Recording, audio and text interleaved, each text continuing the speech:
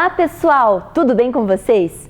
Bem-vindos a mais um dia de estudos aqui em nosso programa de aulas Vem Aprender.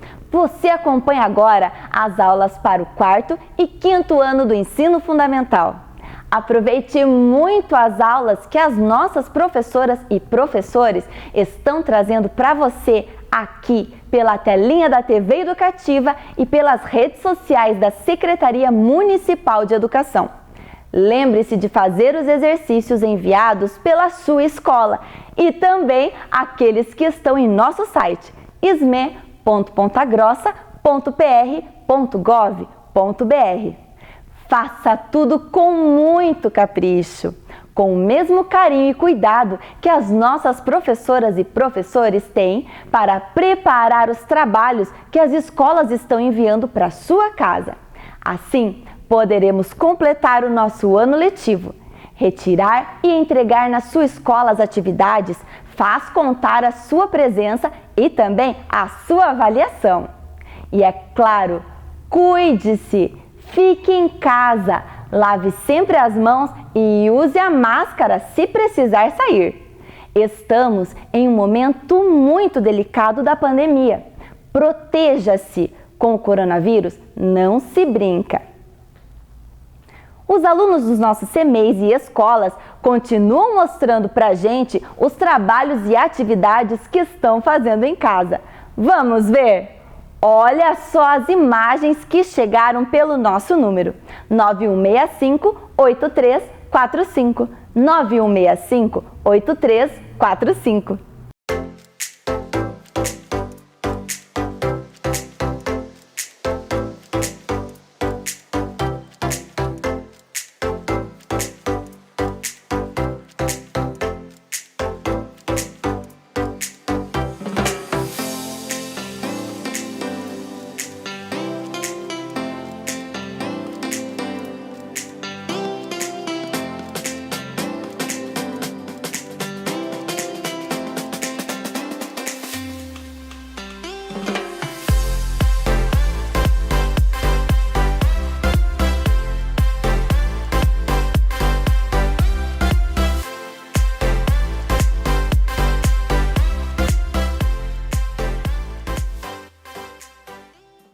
Muito bem, pessoal! Continuem assim, lendo muito e estudando com a gente. Continue lendo bastante e estudando. A leitura é também uma importante companhia nesses dias em que estamos em casa. Ela abre a nossa mente e alimenta a nossa imaginação. Agora, a sua sala de aula é aqui, na tela da TV Educativa de Ponta Grossa. É hora de estudar. Estão preparados? Então, vamos começar!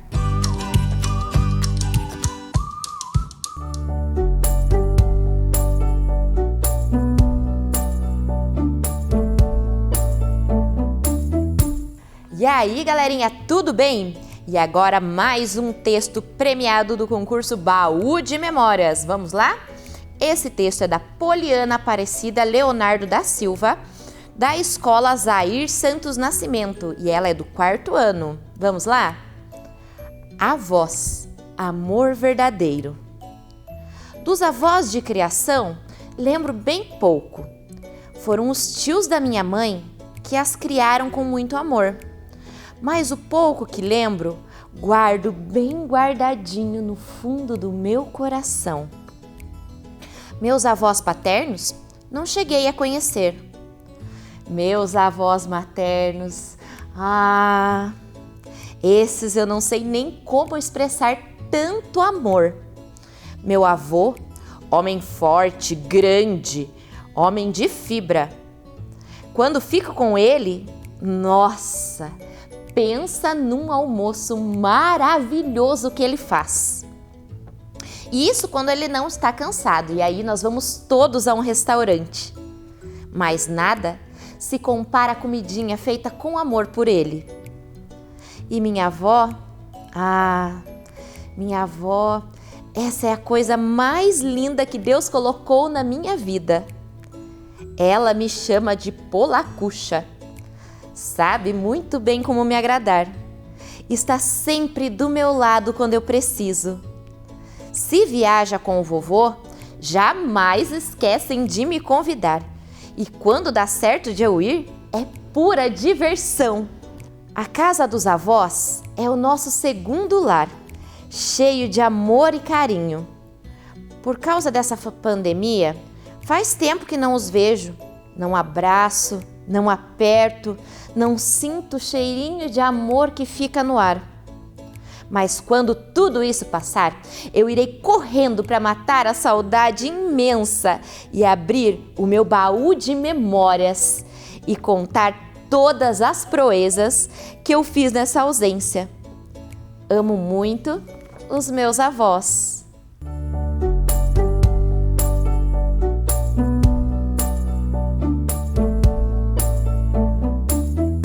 E aí, galerinha? E agora, mais uma história premiada para vocês. Essa é da aluna Júlia Rucurello, da escola Zilá Bernadette Bach. E ela é do 4º ano. Um tataravô aventureiro. Essa é a história do meu tataravô, Ludwig Hu. Ele nasceu na Alemanha em 1898 e era marinheiro. Veio para o Brasil fugindo da guerra. Embarcou em um navio chamado Paraíba, o qual desembarcou em São Paulo. No Rio de Janeiro, naturalizou-se brasileiro e viajou aqui para Ponta Grossa. Chegando em nossa cidade, começou a trabalhar como carpinteiro e logo aprendeu a nossa língua. Ele se apaixonou por uma russa e eles se casaram e tiveram 5 filhos. Eles moravam na colônia dos russos, onde atualmente é o bairro da Nova Rússia. Tempos depois, sua esposa faleceu. Meu tataravô era muito engenhoso e inventor. Um dia ele juntou algumas peças e construiu um rádio. Um rádio que transmitia as informações lá da Alemanha. Então, ficou sabendo que a guerra lá já tinha acabado. Não pensou 2 vezes. Pegou a bicicleta e se aventurou estrada fora, com a intenção de voltar para a Alemanha. Na época, o caminho mais fácil era pelo Paraguai. Após ter cruzado o Rio Paraná a nado, foi impedido pelas autoridades paraguaias. Depois disso, ele tentou mais uma vez e desapareceu. Seus filhos nunca ficaram sabendo o que realmente aconteceu com seu pai. Algum tempo depois, venderam o terreno onde hoje é o Hospital Bom Jesus. Cada um dos filhos seguiu com sua vida e formaram as suas próprias famílias.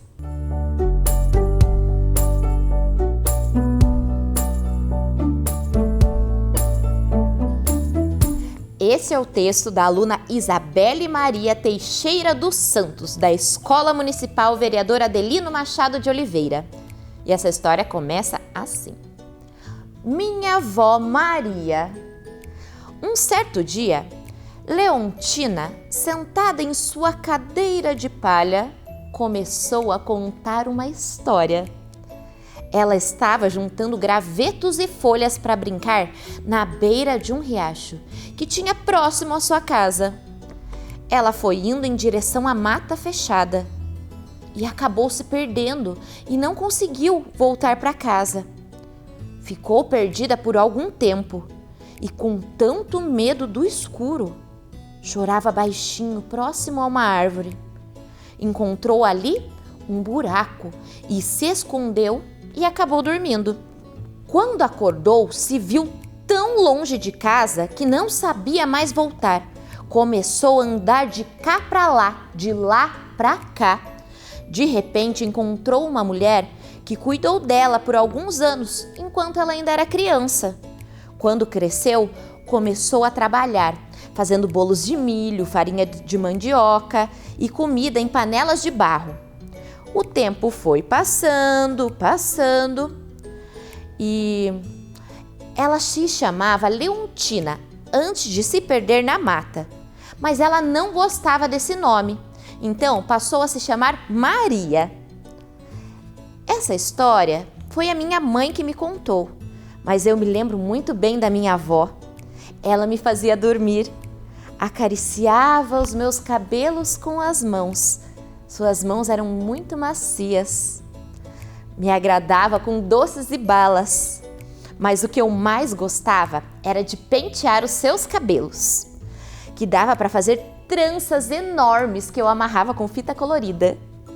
Que saudades da minha avó!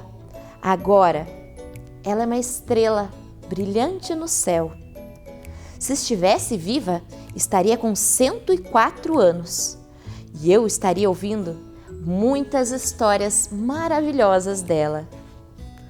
Que avó maravilhosa! Achei incrível a história dela. E é isso, galerinha. Tchau, tchau!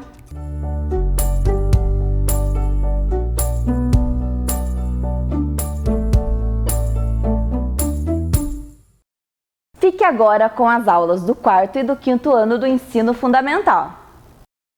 Vem aí, matemática.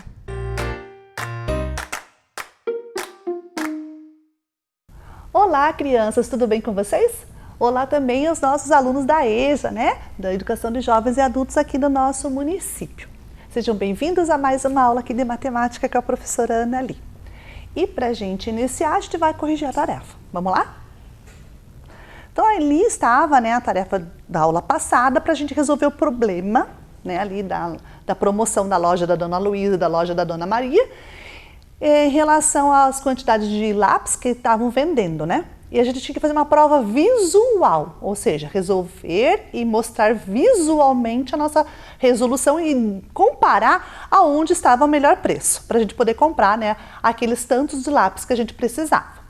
Então, ali a loja A, representação do desenho, ó. Então, nós tínhamos 1,80. Então, 1 inteiro mais 8 pedacinhos daquele verde ali. Então, 1 inteiro representado pelo quadradinho laranja. E os 80 centavos representado pelos 8 risquinhos verdes, né? Os 8 retângulos verdes. O que a gente fez ali com o laranja? Eu não posso dividir o inteiro do jeito que ele está. Dar um inteiro, né? Na divisão ali do primeiro, que seriam 3, né? Eu não posso dar 3 inteiros para cada um. Então, o que eu fiz com o inteiro? Eu tive que separar, cortei esse inteiro em 10 pedaços para a gente poder fazer a representação. Então, ali embaixo, a flechinha está mostrando a representação desse inteiro. E juntando todos os pedacinhos verdes, a gente fez 3 grupos. Por quê? Porque eram 3 lápis. Então, lá, o primeiro grupo, o segundo grupo, o terceiro grupo. Contando ali, nós vimos que nós temos 6 representações dos centavos, né? Que são 60 centavos ou 6 décimos do real, que é 60 centavos, que são equivalentes. E na loja B, os 2 inteiros mais os 50 centavos, que é representado pelos as 5 barrinhas verdes. O que eu fiz? Eu tive que representar, então, esses 2 inteiros em 20 pedacinhos verdes, que eram 20, né, partes ali, que a gente vai chamar cada parte de 10 centavos. Então, ali eu tenho, né, de 10 em 10 centavos, eu tenho ali 20 peças de 10 centavos, equivalente a R$2, que são os inteiros. Depois, o que eu fiz? Grupos. Quantos grupos? 5. Por quê? Porque eram 5 lápis por R$2,50. Então, 5 grupos. E o primeiro grupo ali que a professora circulou, igualmente ao que a professora circulou da loja A gente contou ali 5 barrinhas verdes, representando os 50 centavos. Então, numa loja, o lápis está 60 centavos e na outra loja, o lápis está 50 centavos. Você veja que agora a gente consegue fazer a comparação entre os dois? Por quê? Porque a gente usou uma representação visual igual para as duas situações. E a gente chegou, então, nessa comparação, na seguinte conclusão. Na loja B, a promoção está melhor. O preço está mais barato na compra de um lápis. Então, como eu vou precisar comprar 10 lápis, quanto será que eu vou pagar pelos 10 lápis? Ali não era a pergunta do problema, mas eu estou fazendo agora para vocês. Se cada lápis custa 50 centavos, 10 lápis vão custar quanto? Muito bem, ó, tem gente que já pegou aí a nossa ideia, né? Vão custar os 10 lápis R$5. Muito bem, então eu vou pagar R$5 se for comprar lá na loja B, que é a loja da Dona Maria. Muito bem. Então tá aí, né? Corrigida a nossa tarefa. E hoje, o que nós vamos ver na aula de hoje, professora? Tem coisas novas aqui na mesa, né? Tem umas coisas assim diferentes. Será que você já conseguiu captar qual é a nossa aula de hoje? Então vamos ver o objetivo da aula. Hoje nós vamos reconhecer e relacionar as unidades padronizadas de medida de massa. Isso mesmo, medida de massa. Nós vamos trabalhar hoje com as medidas de gramas, miligramas, quilogramas, né? Que são as medidas de massa. Muito bem.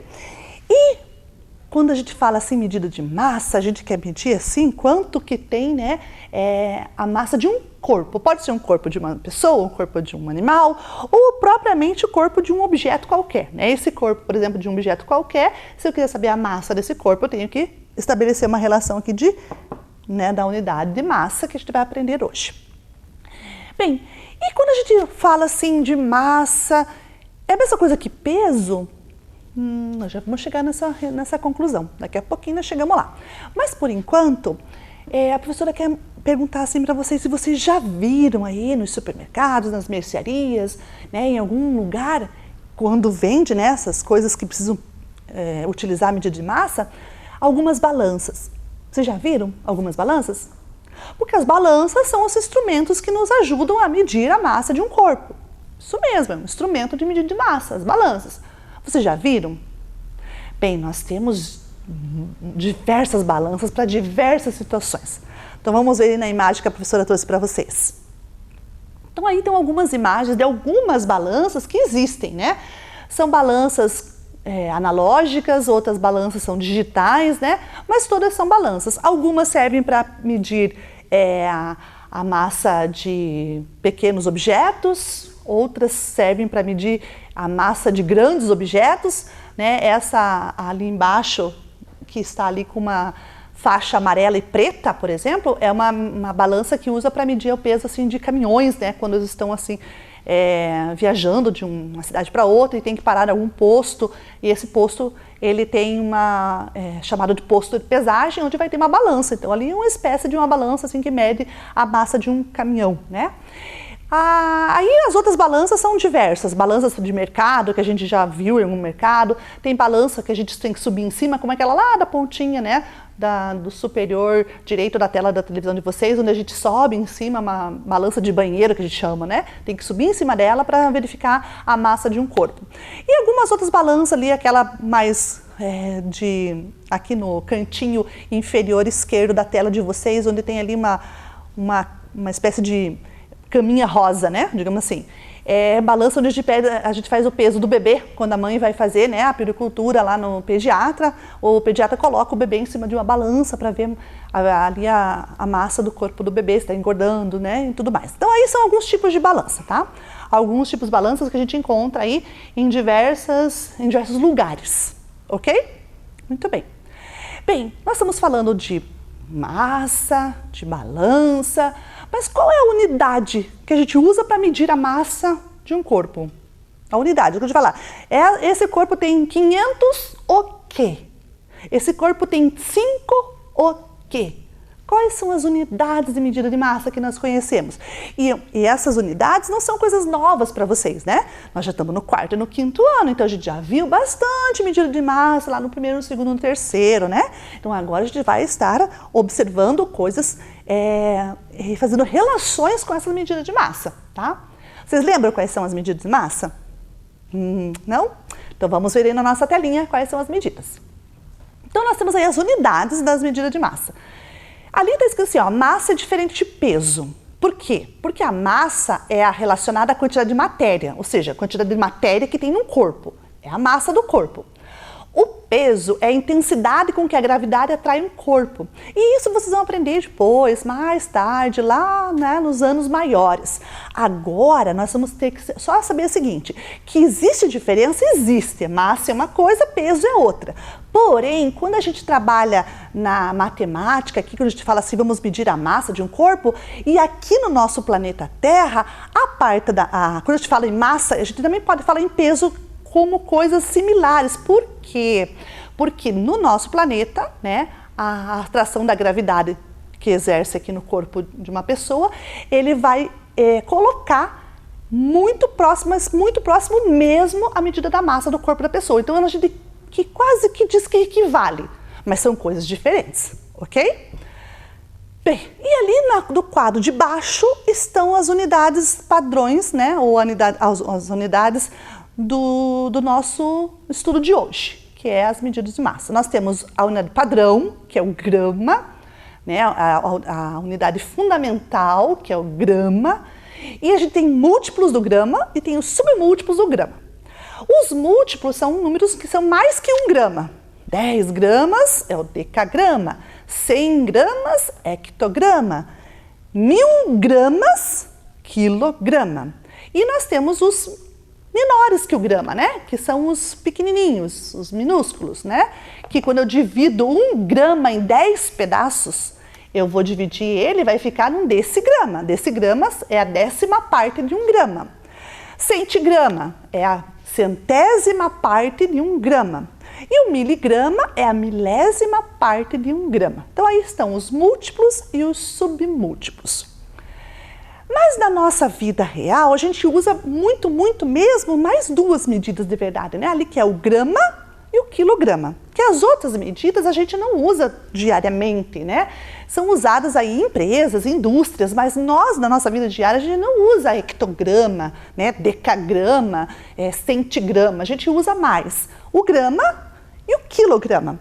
E quando a gente vai estudar, por exemplo, a gente vai trabalhar com alguma situação que envolve miligrama, a gente está falando de medicamentos, por exemplo, né? Quando a gente vai tomar um medicamento, vocês já tiveram aula de ciências, né, sobre medicamentos, então quando a gente vai tomar um medicamento, nós temos que medir aquele medicamento em miligrama, que é uma coisinha assim bem pequenininha, né, uma coisa aqui menor que 1 grama. E a gente já vai fazer algumas relações aqui em relação aos gramas e os miligramas para vocês entenderem, tá bom? Bem, mas antes da gente medir, né, ou já ir direto para a prática, vamos fazer uma relação em uma atividade rapidinha sobre estimativa. O que significa isso, professora? Estimar é mais ou menos dizer quanto você acha que é. Quanto você acha que é tal coisa. A gente vai fazer algumas estimativas. As estimativas, elas são importantes para a gente poder, mais ou menos assim, dizer com quase precisão alguma medida que a gente queira, tá bom? Então vamos fazer um exercício aí, vai aparecer para vocês. Então nós temos aí 6 situações. A primeira é da fatia de pão. Nós temos 3 opções. A fatia de pão é aquela fatia do pão cortadinho, tá? É uma fatia daquela. Quanto você acha que mede? Assim mais ou menos, na tua ideia. Faça uma estimativa. É 30 miligramas? É 30 gramas? Ou 30 quilos? O que você acha que é? Uma fatia de pão. Será que você acertou? Vamos ver? 30 gramas. Então, uma fatia de pão equivale aproximadamente, né? A gente está trabalhando com ideias aproximadas, tá? Porque a fatia de pão vai depender aí da grossura que você cortar o pão, tudo, mas em média é 30 gramas. Um gato, 10 miligramas, 10 gramas ou 10 quilos? Que será que pesa um gato? Um gatinho, né? Dependendo do tamanho também, mas a gente está fazendo assim um peso médio, ali entre aquelas 3 opções. O que você acha que é? Vamos ver? 10 quilos, isso aí. Um celular. O celular aí que a gente pega, né, para falar com os nossos avós, com os nossos amigos. É 200 miligramas, 200 gramas ou 200 quilos? O que vocês acham? Vamos ver? 200 gramas, isso mesmo. É a pílula que a gente toma de remédio, né? Aquele medicamento que vai dentro ali daquela pílula, né? Que tem um pozinho, né? O que vocês acham que é? É 25 miligramas, 25 gramas ou 25 quilos? Será que você acertou? Vamos ver? Então, nesse caso, é miligramas, né? 225 miligramas, porque é um remédio pequenininho, né? Ele é bem pequeno, então é mais ou menos uma margem aí de valor aí que a gente está estimando também. E a cadeira de rodas? Quanto isso aqui pesa uma cadeira de rodas? 16 miligramas, 16 gramas ou 16 quilos? Aproximadamente, vamos ver? 16 quilos, isso mesmo. E o fogão lá da casa da mamãe, né? Aí da sua casa? Quanto será que ele pesa? Ou quanto que é a massa do corpo do fogão? 46 miligramas, 46 gramas ou 46 quilos? Quanto? Muito bem, 46 quilos. Então, viram aí? Nós fizemos um pequeno exercício de estimativa. Sem a gente trabalhar ainda com essas ideias, né, das próprias unidades. Mas você já tem uma ideia do que é o grama, miligrama e o quilograma. São as unidades que a gente mais usa. Considerando, né, que é muito mais o grama e o quilograma do que o miligrama propriamente dito. Então vamos fazer agora uma pequena experiência aqui na mesa? Veja, a professora trouxe aqui duas balanças. São duas balanças diferentes, uma analógica e outra que está aqui na frente, que é uma balança digital. Essas duas balanças, elas vão nos estabelecer algumas relações aqui breves para a gente poder entender o que significa essa ideia de medida de massa, né? Então veja, essa aqui, ela é a balança que nós tínhamos lá dos nossos vovós, né, que iam na mercearia, e lá o vovô comprava ainda, né, o trigo, o arroz, o feijão, ou o bisavô, né, eles compravam em medidas de sacos, né, o trigo, o arroz, o feijão, ele tudo dentro de sacas. E o merceariano, né, dentro da mercearia, lá o comerciante, ele pegava uma concha, um copo e jogava aquela mistura, né, dentro de um saquinho e colocava aqui em cima dessa balança para mais ou menos verificar quanto que a pessoa queria comprar. Só que essa balança aqui, ela não é uma balança de precisão. Ela tem uma espécie de oscilação, assim, de bem pouquinho, né, de acertar mesmo a medida de algumas massas de alguns corpos. Porém, né, ela é usada ainda hoje, em algumas situações, né, em algumas mercearias aí pelo Brasil afora. Então, ela existe, ela está por aí. E essa balança da frente é uma balança digital, onde a gente vai depois usar, né, vai averiguar mais pertinho, que ela é mais precisa, ela te dá o valor mais certinho do peso ou da massa, né, daquele objeto, ok?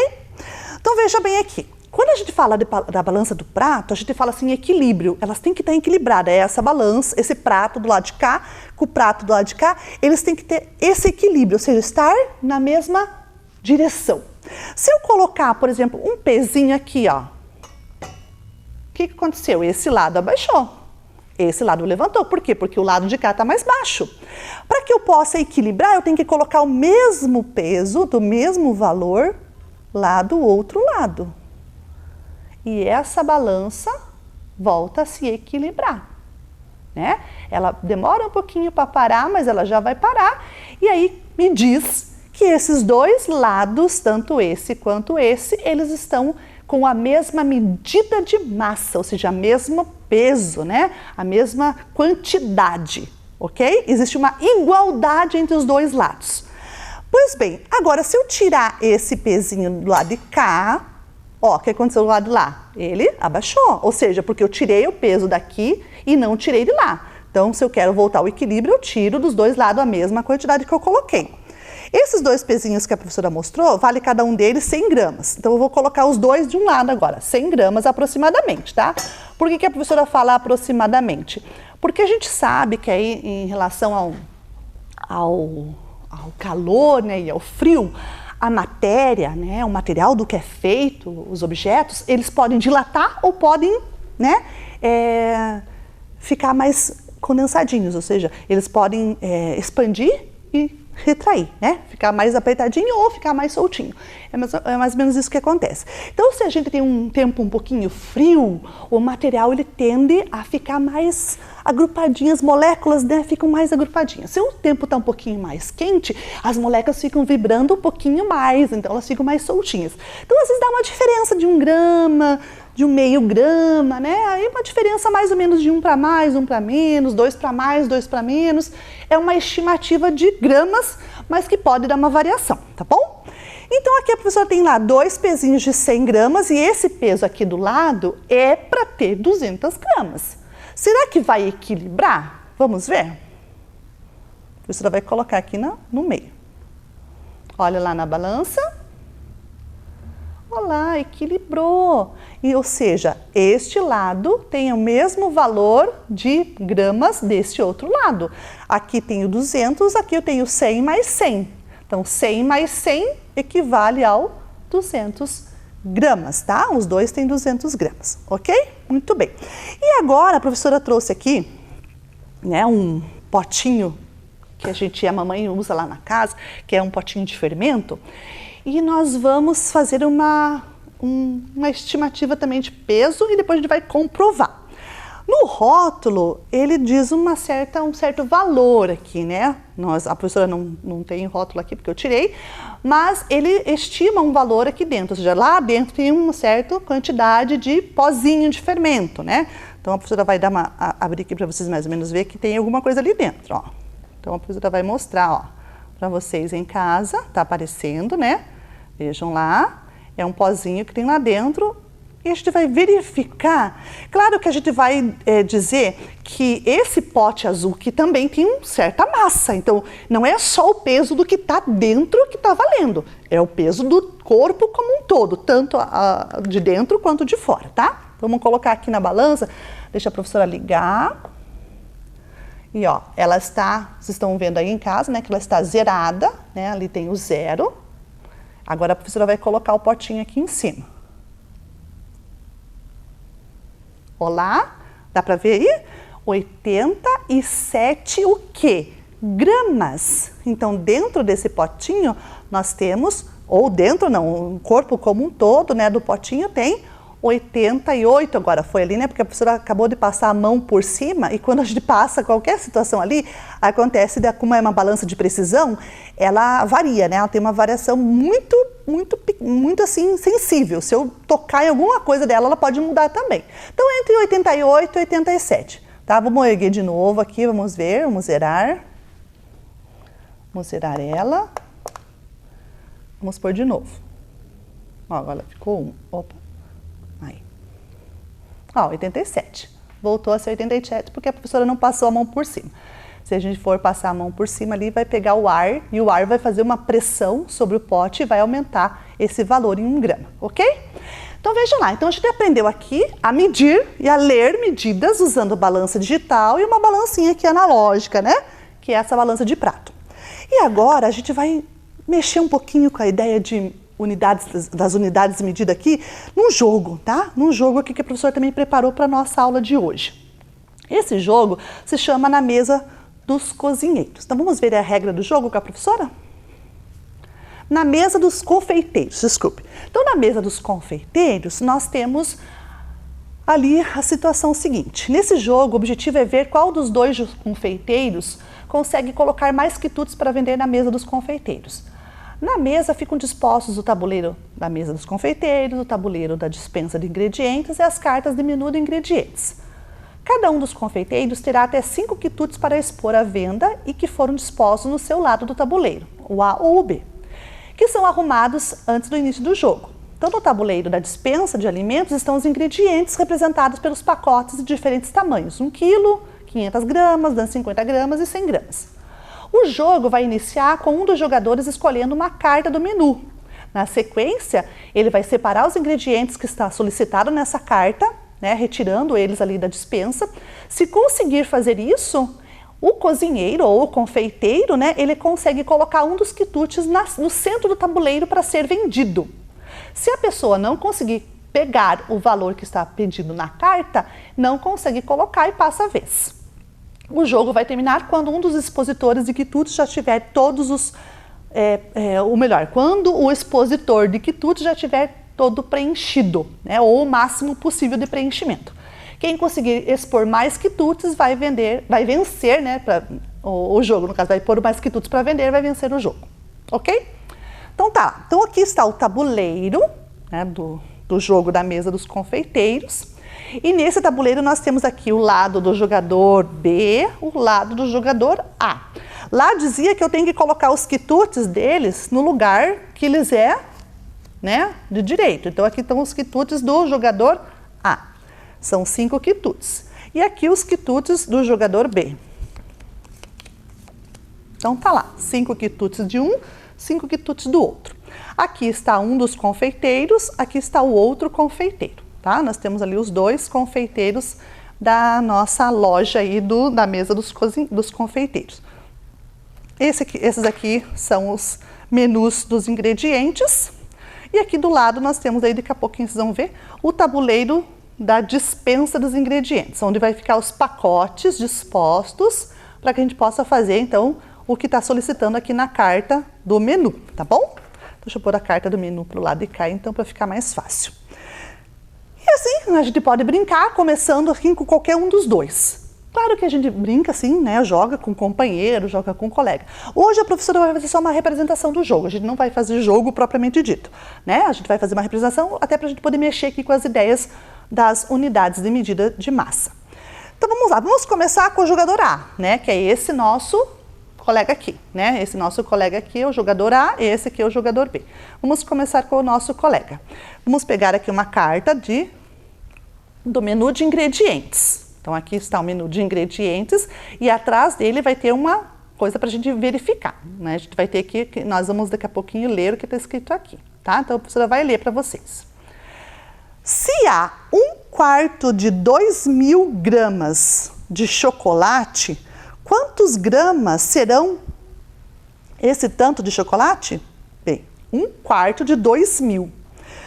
Primeiro, 2.000, vamos olhar aqui nos quitutes? 2.000. 2.000 são o quê? Não é nem nos quitutes, vamos olhar aqui na nossa representação dos pacotes. Esse pacote aqui, ó, ele vale 1.000 gramas, tá? Então, se eu pegar 2 pacotes desse aqui, vale 2.000, tá? 2.000 desse aqui. Esse pacote de 2.000, eu quero 1/4 deles, dos dois juntos. Como que eu vou fazer, professora? Então, olha aqui, ó, a professora vai trazer aqui na frente para vocês poderem observar com mais cuidado, tá? Então, vamos lá. Eu vou mostrar aqui na mesa para vocês poderem enxergar e vamos colocar, então, os 2 pacotes de 1.000 gramas aqui. Então, 1.000 gramas, 1.000 gramas, tá bom? A gente já sabe que vale 1.000 cada um deles. Eu tenho que dividir no meio, mas eu não vou pegar uma tesoura para dividir no meio. O que eu vou fazer? Quanto que vale a metade de 1.000? 500. Então, eu tenho um pacotinho aqui, ó, de 500, né? Esse pacotinho de 500 vale quantos pacotinhos de 500 para ter 1.000? 2. Então, eu vou pegar 2, ó. A professora vai pegar aqui, ó, 2 pacotinhos para 1. 1 de 1.000 vale 2 de 500. Então, essa relação que a professora fez aqui, ó. 1 de 1.000, 2 de 500, tá?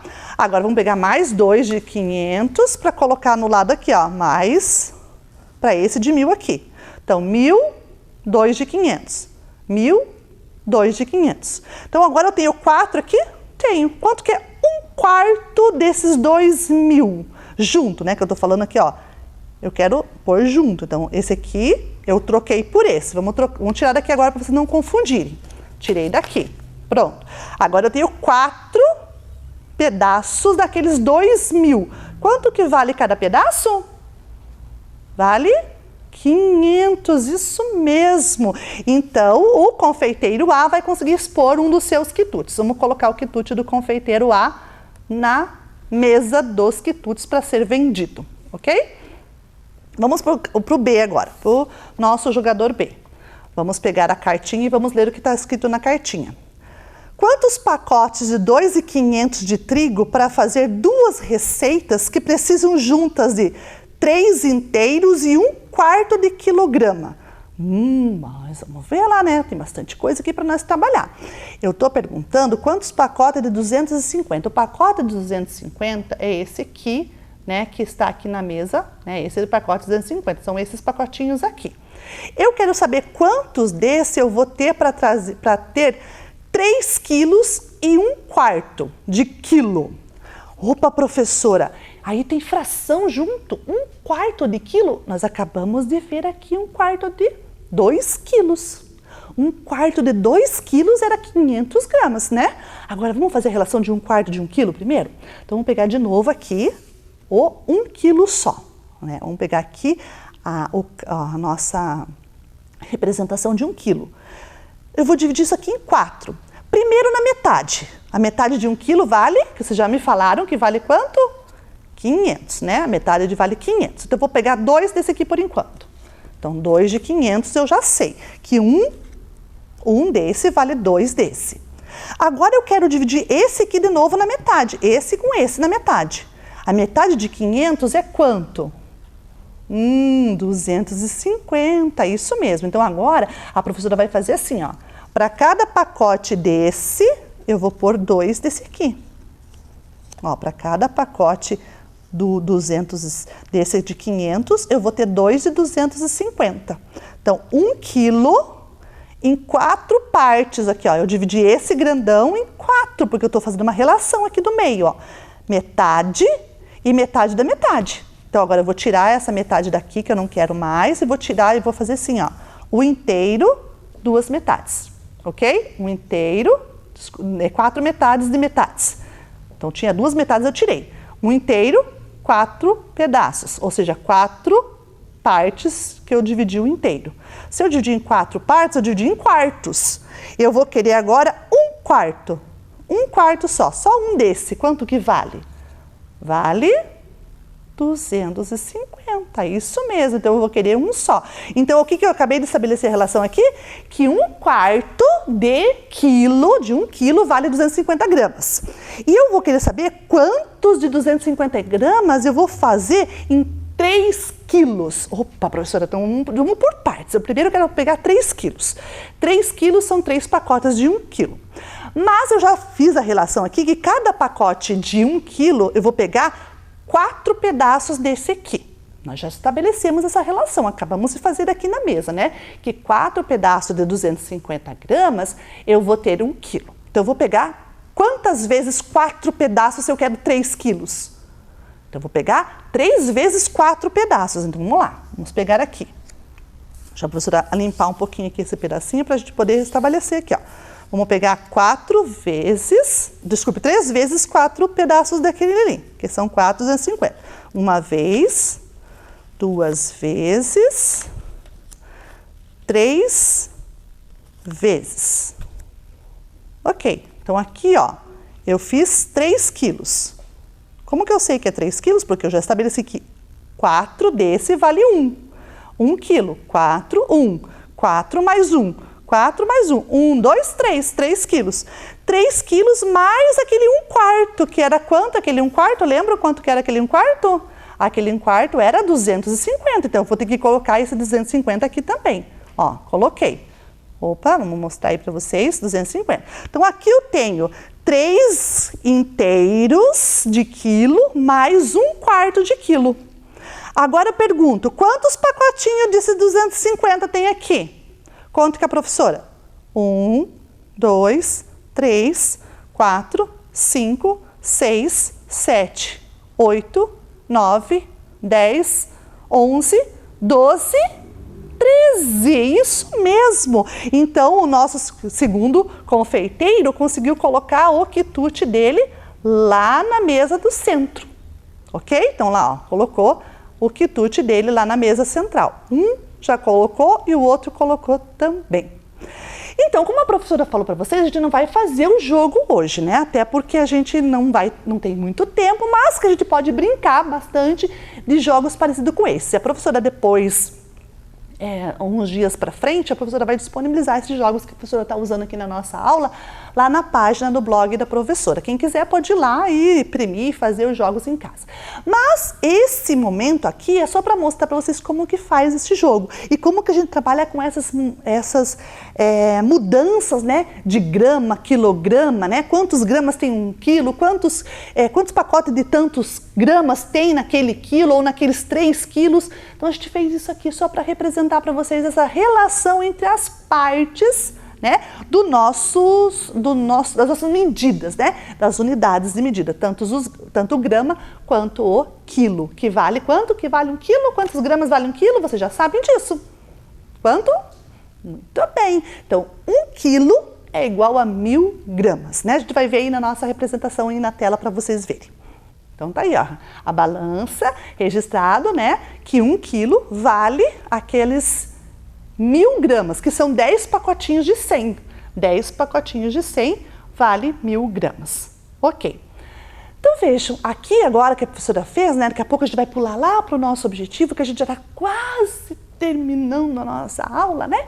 A gente daqui a pouquinho vai ver se tudo isso que a gente fez aqui deu conta da nossa aula de hoje, eu acho que deu. Mas o interessante aqui para vocês observarem essas relações entre as unidades de medida de grama, né? Que nós temos as gramas que são pequenininhas, que são unidades fundamentais, mas são pequenas, né? Porque quando a gente fala de 1 grama é muito pequeno. Quanto vale 1 grama, professora? Quando a gente fala em grama, quanto vale? Bem, não sei, vamos ver aqui, fazer um pequeno experimento? Vamos voltar aqui na nossa balança de novo, para a gente fazer um pequeno experimento aqui? Ver se a gente consegue achar alguma coisa que vale gramas. Vamos pegar esse próprio papelzinho que a professora usou aqui na aula de hoje, né? Que é o papel do nosso pacotinho. Vamos colocar vamos esperar zerar ali. Isso, só. Qualquer ventinho que faça, ele já sai do lugar. Opa, não ainda, então vamos zerar de novo. E vamos pôr o papelzinho. Olá. Opa, papelzinho, quase. Não deu a precisão porque ele é menor que 1 grama. Deixa eu ver uma coisa um pouquinho maior aqui. Não, vamos ver a caneta da professora. Opa, tá rodando. Ela não vai parar. Opa, vamos ver se eu consigo. Não, vamos pegar outra coisa, que aqui não deu certo. Esse aqui também. Vamos ver se a gente consegue pegar o outro para não cair. Aqui, ó a caneta que a professora... Então, ali está aparecendo 8, né? A medida de 8 gramas, tá? Então, essa caneta que a professora acabou de mostrar para vocês é 8 gramas. E ela é tão levezinha, tão leve, imagine, 1 grama é como se eu pegasse essa caneta aqui e dividisse ela, né, em 8 pedaços pequenininhos. Cada pedacinho dela era 1 grama, né? Se fosse levar em consideração que essa caneta tem todo o material plástico e mais... o refil de dentro, tá bom? Então veja, o grama é um peso muito leve, por isso que quando nós fizemos a estimativa no começo da aula, quando fala assim que uma folha pesa gramas, né? Ou um pedacinho de pão lá pesa gramas, é porque ele é leve, né? Ele é bem leve.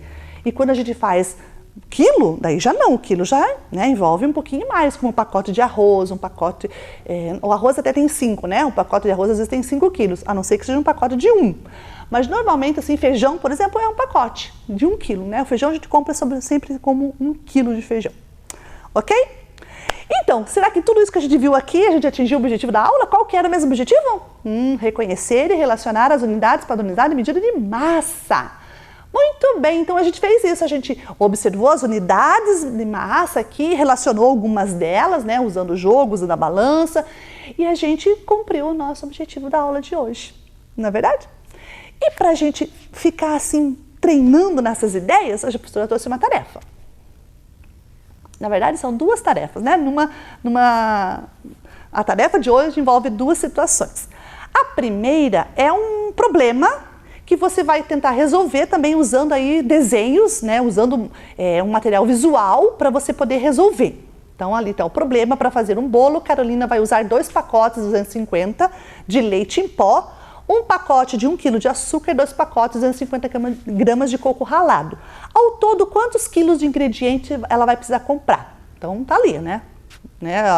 As relações das unidades. E embaixo, ó, sabendo que o abacaxi tem 1 quilo e que cada maçã tem 250 gramas e que cada 4 limões, então os 4 limões juntos os 4, 500 gramas. Qual das balanças está marcando o peso errado? Mostre como que você solucionou esse problema, ok? Então fica aí, né? Esses dois exercícios da nossa tarefa para vocês resolverem em casa. O primeiro mostrando visualmente, o segundo você vai estar mostrando como é que você descobriu que era aquela balança tal lá, da letra A, B, C ou D, que estava errada, ok? Muito bem. Aí nós estamos encerrando nossa aula, meus amores. Espero que vocês tenham gostado e principalmente aprendido, ok? A gente vai ficando por aqui e até a próxima aula. Vem aí, Ciências Humanas. Bom dia, alunos do 4º e 5º ano, tudo bem? Eu sou a professora Evelyn e estou aqui para mais uma aula de História. Como sempre, vou convidar vocês a realizar junto comigo a leitura do nosso objetivo de hoje. Vamos lá? Então, o objetivo da nossa aula de hoje é... Opa, peraí, cadê o objetivo da nossa aula? O que nós temos aqui? Um balãozinho de pensamento com esse ponto de interrogação. O que será que isso pode significar? É isso mesmo, eu quero a ajuda de vocês hoje para descobrir qual é o objetivo e o tema da nossa aula. O que vocês acham? Querem participar dessa descoberta comigo? Tem alguém aí que está curioso para saber qual que é o objetivo da nossa aula? Opa, eu acho que tem, né? Bom dia, prof! Eu estou muito curiosa para saber qual é o som. Bom dia, Nicole! Tudo bem com vocês aí da Escola Ruth? Estão se cuidando, fazendo todas as atividades, assistindo às aulas? Estão gostando das aulas? Obrigada pela sua participação e eu tenho certeza que seus colegas todos estão curiosos para saber qual é o objetivo da aula de hoje. Vai funcionar da seguinte maneira. Eu vou colocar um som para vocês escutarem, certo? E vocês precisam prestar bastante atenção nesse som, combinado? Esse som é uma pista para descobrirmos qual é o nosso objetivo de hoje. Então, vamos lá ao som? Podem ouvir.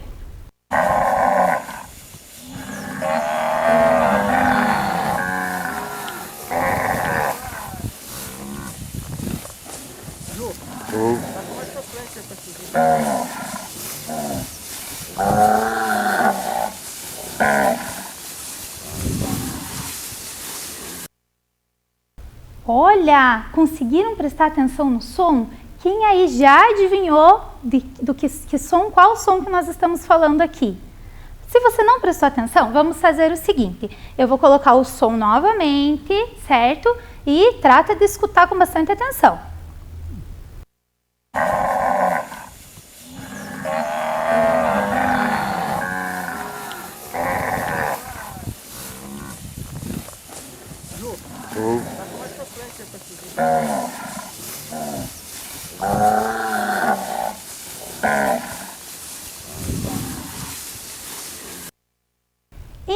Então, adivinharam de qual som nós estamos falando? Nicole, me conta, você descobriu que som é esse? É um animal? Será que é uma vaca?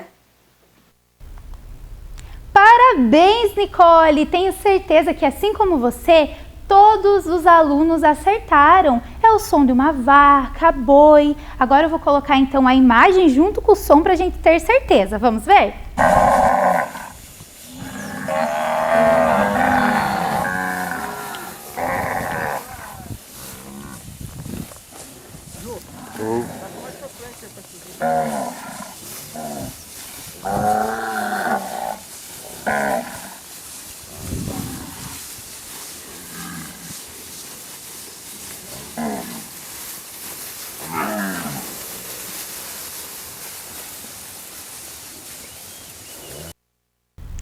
Agora, nós precisamos descobrir o que esse som de um rebanho tem a ver com o tema da nossa aula de hoje. O que será que pode ser? Vocês conseguiram prestar atenção que junto ao som do rebanho aparece ali a voz de alguns homens como se eles estivessem guiando esse rebanho? Então, eu vou dar mais uma dica, daí nós vamos conseguir associar o que esse rebanho, sendo guiado por alguns homens, tem a ver com o tema da nossa aula. Agora, então, nós vamos à próxima dica, que é a leitura do objetivo. Vamos ler junto comigo?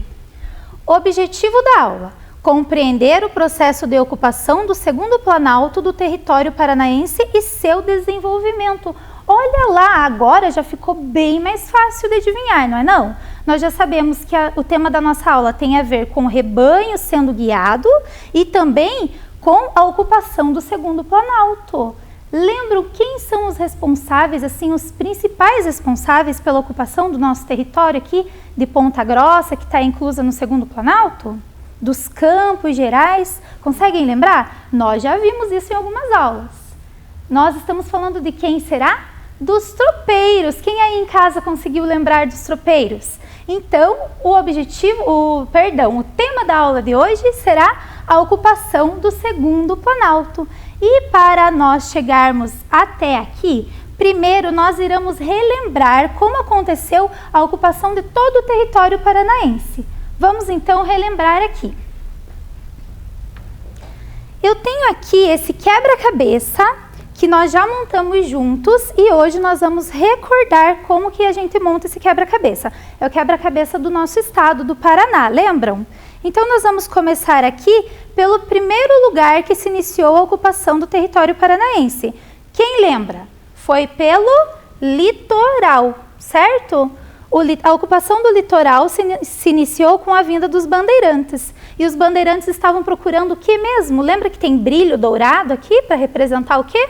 O ouro. Os bandeirantes chegaram ao litoral paranaense em busca de ouro, certo? E eles encontraram ouro aqui. Algumas cidades foram fundadas, porém o ouro que eles encontraram aqui não era assim muita quantidade.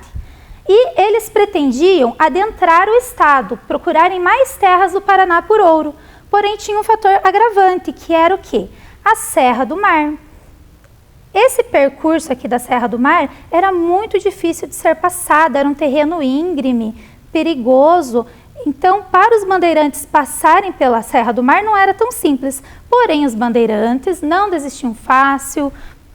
Então, eles conseguem transpassar ali a Serra do Mar e chegam aqui no primeiro planalto paranaense, certo? O primeiro planalto paranaense, nele eles fundam a cidade de Curitiba e neste momento aqui eles encontram ouro, ó, tem brilho aqui, então nesse território também tinha ouro. Porém, o ouro que eles encontram aqui não era também grande quantidade, era pouco ouro. Então, nesse momento, em outros lugares é procurado por mais ouro, outros territórios do Brasil. E nesse momento é encontrado ouro em Minas Gerais. Então gravem essa questão do ouro em Minas Gerais ser encontrado nesse momento, que nós vamos observar ela daqui a pouco. E vai fazer toda a diferença na hora da ocupação do território do segundo planalto, certo? O segundo planalto, ele foi ocupado devido à passagem de alguém por aqui. Quem será? De um grupo, um grupo que ia levar os animais, trazia os animais lá do Rio Grande do Sul, ia levar para a feira em Sorocaba. Que grupo será que era esse? O grupo tema da nossa aula, os tropeiros. Eles passavam por esse território aqui do segundo planalto. Por que este território era a rota dos tropeiros? Porque aqui é composto por campos. Campos que são ideais para o gado pastar, descansar e se recuperar da viagem, que era bastante longa, certo? Concluindo o nosso mapa, daí nós tivemos aqui a ocupação, Deixa eu só organizar aqui para ficar bem bonitinho o nosso mapa. Tivemos a ocupação depois, com a rota dos tropeiros também, dos campos de Guarapuava. O leste do Paraná foi com o ciclo da erva mate e da madeira, a exploração da erva mate e da madeira, e o norte do Paraná com o cultivo do café. Então agora nós revisamos como aconteceu a ocupação do estado paranaense, certo? Vamos voltar aqui recordando que o primeiro planalto foi em busca de ouro, porém o ouro não era em grande quantidade. Então, as pessoas que estavam aqui por causa do ouro se dirigiram para onde? Minas Gerais, porque lá sim, lá foram encontradas várias minas de ouro e lá tinha grande quantidade, certo? Mas o que nós queremos falar é daqui, desse espaço, do segundo planalto. Então eu vou convidar vocês a observarem comigo agora esse mapa aqui, certo? Mapa do Brasil. Olhem aqui no mapa, destacado em vermelho, a região de Minas Gerais.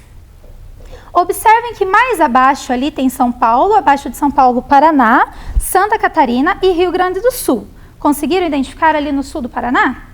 Pois bem, quando eles encontraram ouro em Minas Gerais, essa retirada do ouro das minas não era muito simples, certo? Precisava tirar a terra, para então procurar ali pelas pepitas de ouro. Era um trabalho assim que precisava de muitas pessoas e um trabalho bem pesado, bem cansativo. Então eles tiveram a ideia de usar alguns ajudantes nesse trabalho, usar animais que fossem fortes e conseguissem carregar toda essa terra para auxiliar eles nesse trabalho.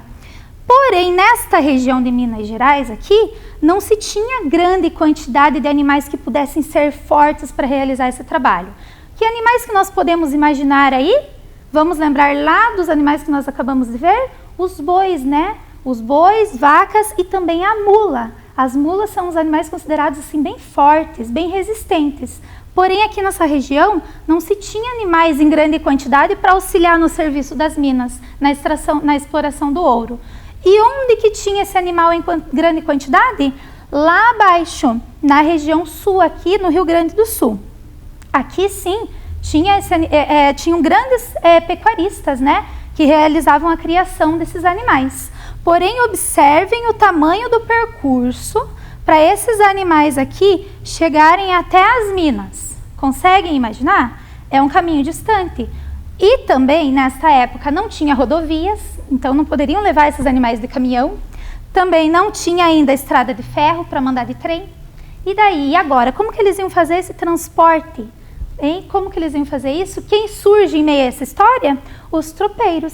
Eles que realizavam, então, esta leva, né? Eles que levavam esses animais lá do Rio Grande do Sul até Minas Gerais.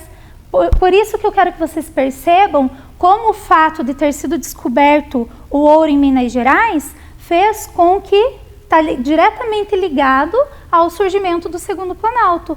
Porque daí, para levar esses animais até as Minas Gerais, era pelo Segundo Planalto aqui no Paraná que eles passavam também, né? Entre outras rotas aqui, também no Rio Grande do Sul, Santa Catarina, mas hoje nós estamos falando especificamente sobre o Paraná.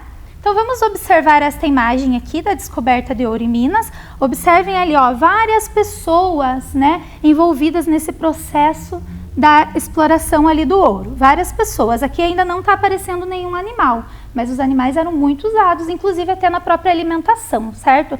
Porque como eram várias pessoas, eles precisavam se alimentar de alguma coisa, não podia estar levando comida, porque era um terreno assim acidentado, íngreme, de difícil acesso, né? Então, eles precisavam desse auxílio, né? Aqui nós temos o caminho do Viamão.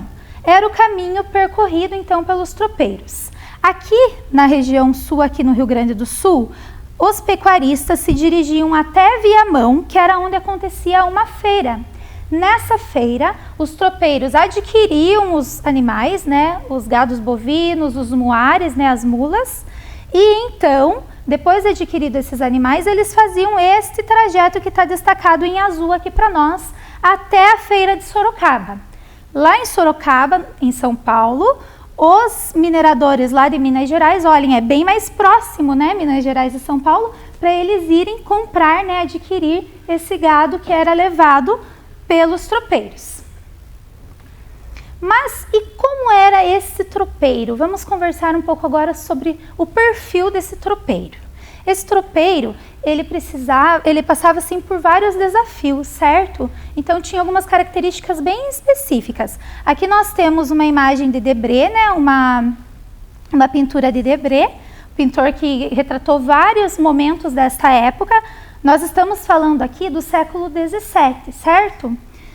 Aqui nós também temos uma imagem que retrata mais ou menos como acontecia, certo? Esse processo de levar esses animais. Olha lá, nós temos na imagem à frente aqui, olha, alguns tropeiros. Observem bem ali como que eles andavam, né, montado ali nos animais. Tem ali o pelego no qual eles sentavam em cima. Observem bem a vestimenta desses tropeiros.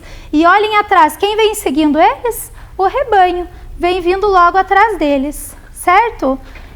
Então, vamos ver agora algumas características desse tropeiro, certo? Esse tropeiro precisava ser um homem forte. Por quê? Eram cerca de 4.000 quilômetros o caminho que eles percorriam de Viamão até Sorocaba. Pense, era um caminho muito extenso, cansativo.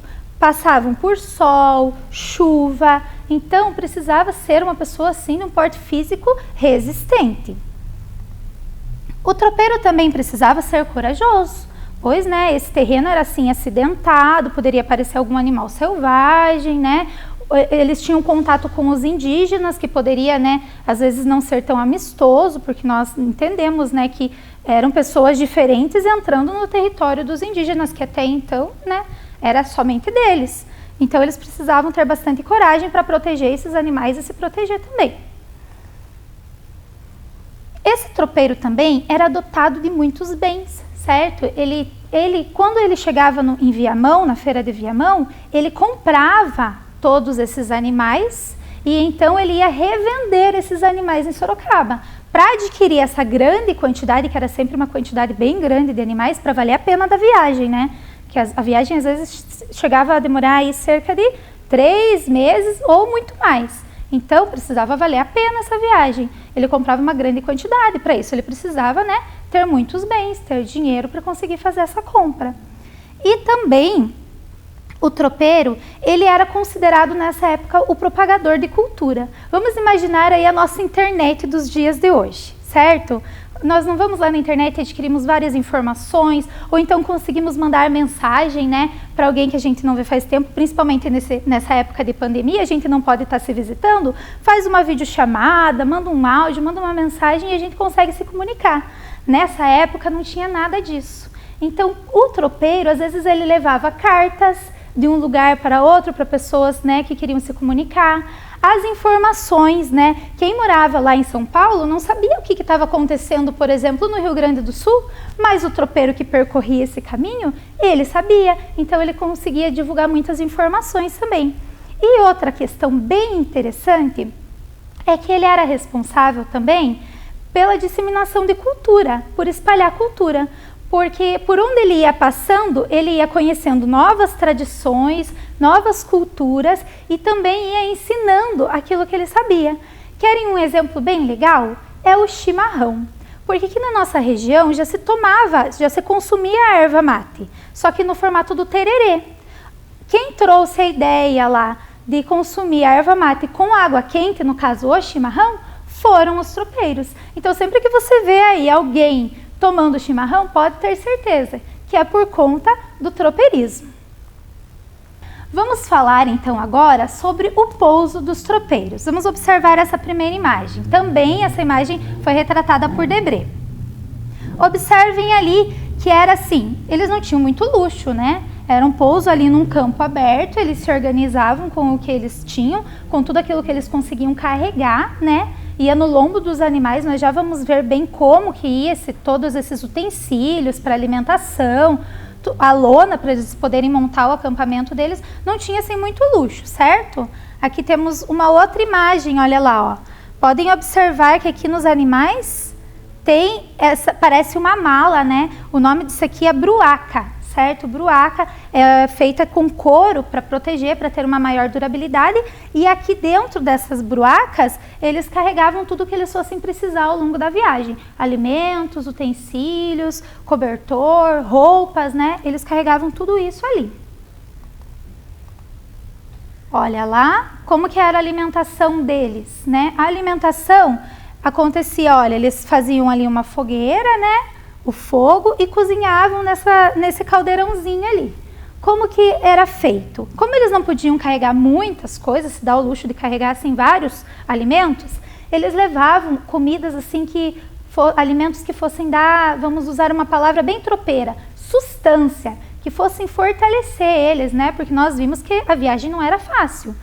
Era longa, cansativa, então eles precisavam de um alimento que deixasse eles bem fortes para aguentar, né? Dessem bastante energia. E o alimento preferido deles era o feijão.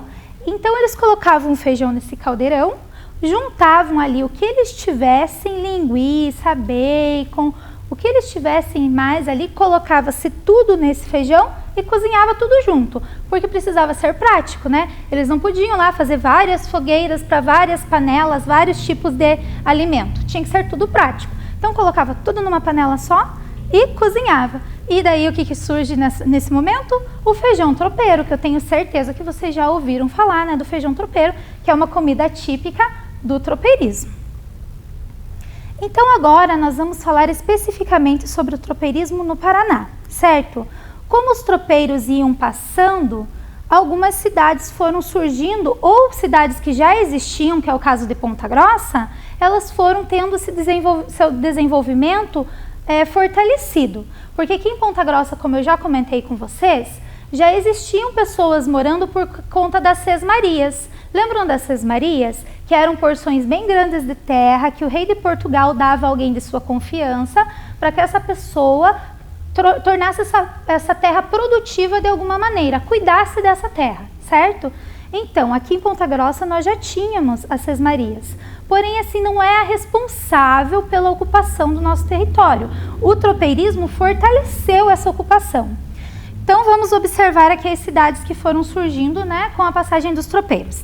Temos ali Rio Negro, né, vamos começar de baixo para cima porque essa passagem acontecia, né, vindo do Viamão, que é lá embaixo no Rio Grande do Sul. Então, Rio Negro, Campo do Tenente, Lapa, Porto Amazonas, Palmeira, daí temos Ponta Grossa, Castro, Piraí do Sul, Jaguariaíva, Sengés e chegamos em São Paulo.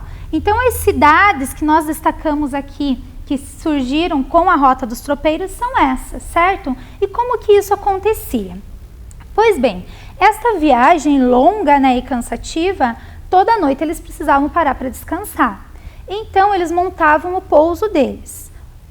Alguns fazendeiros, com o passar do tempo, iam montando uma espécie de rancho para que eles pudessem descansar.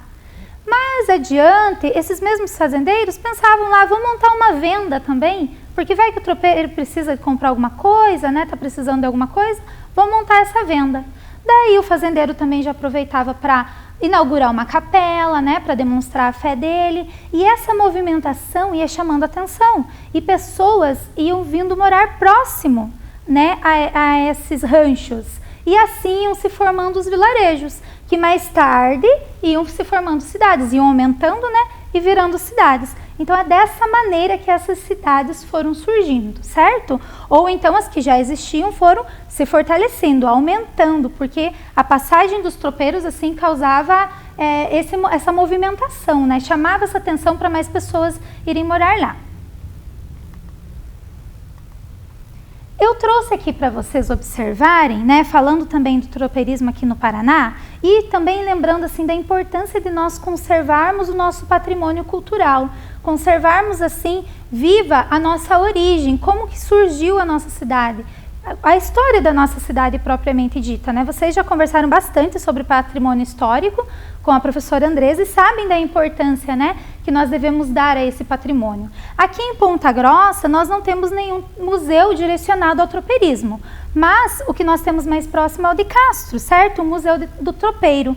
Esta casa que vocês estão vendo a imagem, ela é uma casa que um tropeiro morava nela, certo? E depois ela foi doada com vários itens do tropeirismo para que fosse mantida então essa história.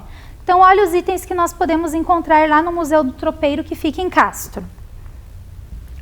Podemos encontrar lá as vestimentas, olhem que tem um manequim ali com a vestimenta, né, do tropeiro. Podem observar lá que ele está com umas botas bem altas, né, para proteger ele nesse período, né, que ele estava passando, para ele se proteger da chuva, né, ou do próprio mato ali por onde ele ia passando, tinha que proteger. O chapéu também, né, bem característico do tropeiro para ele usar, né, para se proteger do sol. O poncho também era algo bem característico do tropeiro, que até inclusive à noite ele usava como cobertor, certo? Porque ele já estava carregando o poncho dele, ele não tinha opção de carregar muitas coisas com ele, então já aproveitava e usava esse poncho como cobertor. Também tem ali, olha, a mula, Tem um escravo ali do tropeiro, né, que também fazia parte dessa movimentação deles, né, guiando a mula. E aqui embaixo a gente tem a bruaca. Olhem lá o que é a bruaca. Observem, ele parece um caixote, né? É revestido todo de couro para aumentar a durabilidade. E era nessa bruaca que eles prendiam ali na sela da mula ou do boi. Mas a mula, né? Porque a mula ela era mais resistente. Ela podia carregar assim cerca de 120 quilos no lombo dela o dia inteiro, sem descanso, né? E ela era um animal, um animal bastante resistente, que aguentava bastante. Por isso que era o preferido nessa época, né? Tanto pelos tropeiros, porque um animal que aguentava a viagem, quanto pelo pessoal lá de Minas Gerais, que estava realizando a exploração do ouro. E também em Castro nós temos a Casa de Sinhara. A Casa de Sinhara, ela assim volta o nosso olhar para o papel da mulher nesse ciclo do tropeirismo.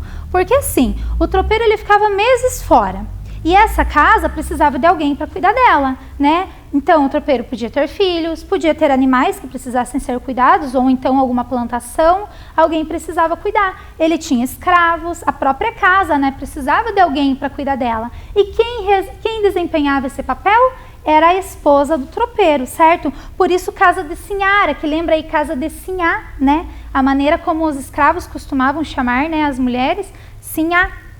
Então, essa casa, ela volta nosso olhar para isso. E olha que legal esta casa, olhem por dentro. Ela foi conservada da mesma maneira como na época que eles moravam nessa casa, foi mantido. Olhem os móveis bem antigos, os quadros ali na parede, né? A cristaleira ali ao canto. Olha que interessante. Então, nós também precisamos destacar o papel da mulher nesse momento do tropeirismo.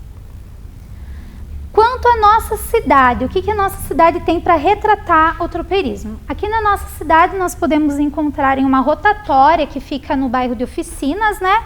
Esse monumento ao tropeirismo. Infelizmente nós não temos assim nenhum museu que nos remeta a essa história importante, né?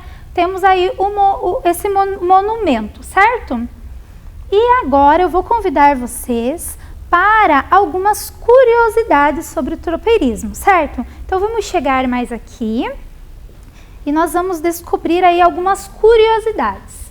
Vamos organizar nossa mesa, que o mapa do Paraná nós já utilizamos. Muito bem.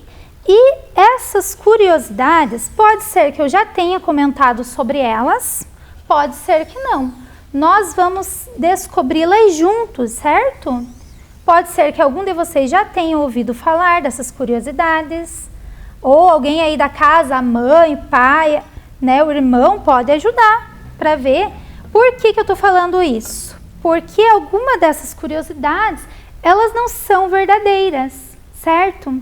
Tem algumas curiosidades falsas aqui na nossa mesa. E nós vamos descobrir juntos quais são elas, certo? E como que nós vamos descobrir? Eu trouxe aqui um soro da verdade. Olha lá, vou mostrar para vocês aqui. Soro da verdade. Este soro da verdade que vai falar para nós se essa curiosidade é verdadeira ou não, certo? De que maneira? Estão observando aqui que em cada curiosidade tem um líquido, né? Que cor que é esse líquido? Não tem cor, né? Não tem cor, é incolor. Quando nós colocarmos o nosso soro da verdade neste líquido, o que vai acontecer? Se o líquido do potinho ficar vermelho, aí é um tom de rosa. Um tom de rosa, um tom de vermelho. Vamos falar vermelho aqui, certo? Porque talvez na TV dê uma diferença na cor, mas é um tom de rosa puxando para o vermelho. Se ele ficar nesse tom, é falsa essa informação. Se ele ficar num tom mais para o verde, é porque essa informação é verdadeira. Então, vamos descobrir juntos, certo? O que o nosso soro da verdade tem para nos revelar. Vou começar aqui realizando, então, a leitura da primeira curiosidade. Guaiaca é o nome dado ao cinto cheio de bolsos que o tropeiro levava em sua cintura. Guaiaca, já ouviram falar nesse termo? Será que é verdade isso? Bom, vamos pensar assim, o tropeiro realmente precisava carregar várias coisas, né? E precisava ser prático, então ele provavelmente tinha algum cinto, né? Para ele carregar as coisas dele. Dinheiro, o que mais ele fosse utilizar ali durante aquele dia, né? Dinheiro não era o que eles tinham na época, né? Eram as moedas de ouro. Mas enfim, vamos imaginar, gente, se a gente sai, nós precisamos levar algumas coisas, né? Práticas, assim, que estejam à prática. A mãe costuma levar a bolsa, o pai a carteira e o tropeiro. O que será que ele levava? Vamos descobrir se o nome desse cinto era guaiaca mesmo?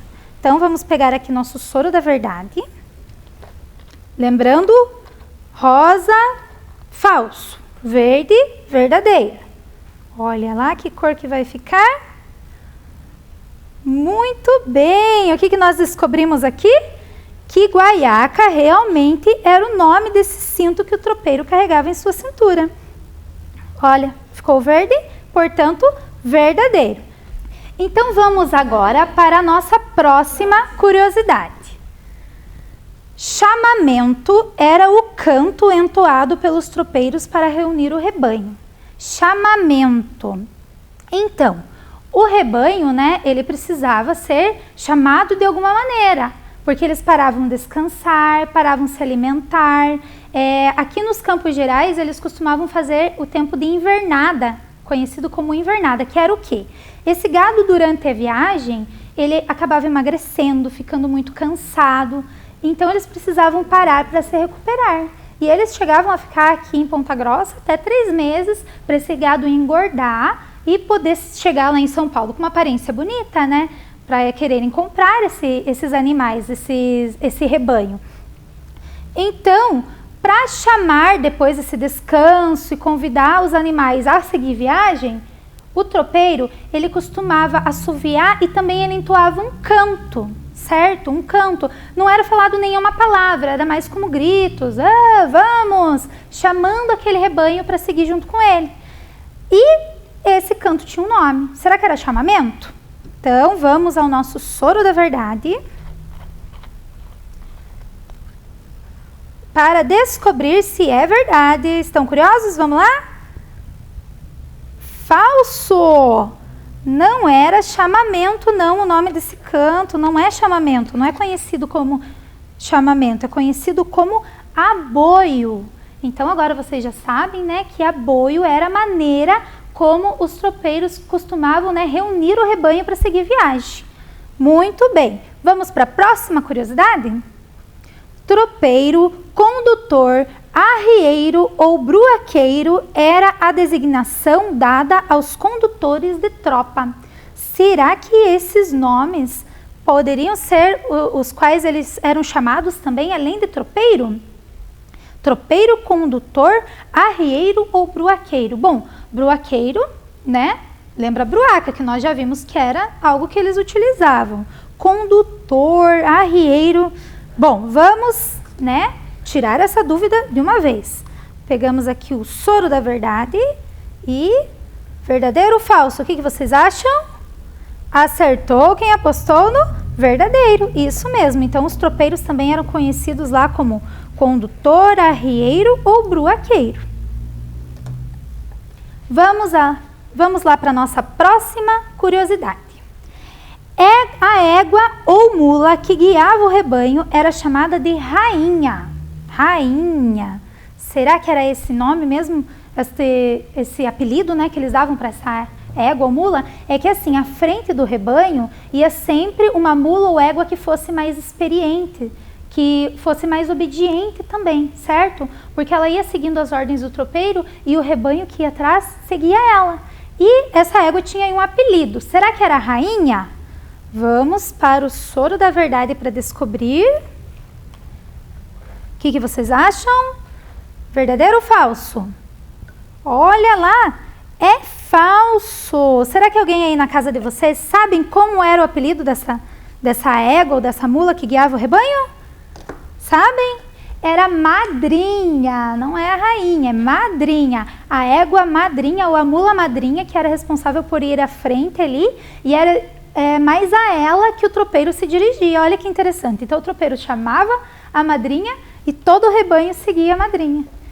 Próxima curiosidade. O movimento tropeiro teve início no século XVII e encerrou-se no século seguinte. Então, o século XVII, o século seguinte é o XVIII. Que se iniciou no século XVII, nós sabemos, foi falado aqui. Mas quando se encerrou, quando será que perdeu força esse movimento? Na verdade, ele perdeu força por quê? Porque foram construídas rodovias e também junto a isso foram surgindo as ferrovias. Então o transporte começou a ser mais prático, certo? E o tropeiro acabou, né? Essa profissão, vamos dizer assim, foi se extinguindo. Então, será que ele se encerrou no século XVIII? Vamos lá com o soro da verdade para descobrir. Façam aí suas apostas, o que vocês acham, verdadeiro ou falso? Olha lá, é falso, né? Este movimento, ele foi se encerrar somente lá no século XIX, que foi quando, né, foram surgindo as rodovias e as ferrovias. E agora nós temos aqui uma última curiosidade. O nome do bairro Ronda, estamos falando de Ponta Grossa, se originou da vigilância noturna dos integrantes das tropas que por ali descansavam. Olha, pergunta aí para quem tá, o produto que está com você, se é verdade isso. Ronda, já ouviram falar desse bairro, né? Porque nós já tivemos aula sobre os bairros. Será que o nome do bairro Ronda, está ligado à questão da ronda dos tropeiros? Que ronda era quando o quê? Eles iam descansar, colocavam os animais para descansar, mas alguém precisava ficar atendendo esses animais, né? Para o animal não fugir ou não ser atacado de alguma maneira. Então, alguém ficava fazendo a ronda, fazendo essa vigilância. Mas será que tem a ver com o bairro Ronda de Ponta Grossa? Bom, vamos descobrir, né? Olha lá. Soro da verdade vai nos falar se é verdadeiro ou falso. E isso mesmo, o bairro Ronda, o nome dele está diretamente ligado à história do tropeirismo. Olha que legal. Gostaram então dessas curiosidades, dessas descobertas? Espero que sim. Só quero agradecer muito a vocês por terem ficado comigo até agora, nessa manhã de hoje. Espero que tenham aprendido bastante com a nossa aula. Também agradeço a minha equipe que, né, me ajudou na produção de todo esse material e aguardo vocês na próxima aula. Até mais!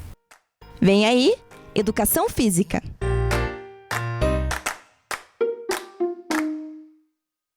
Oi galera, tudo bem?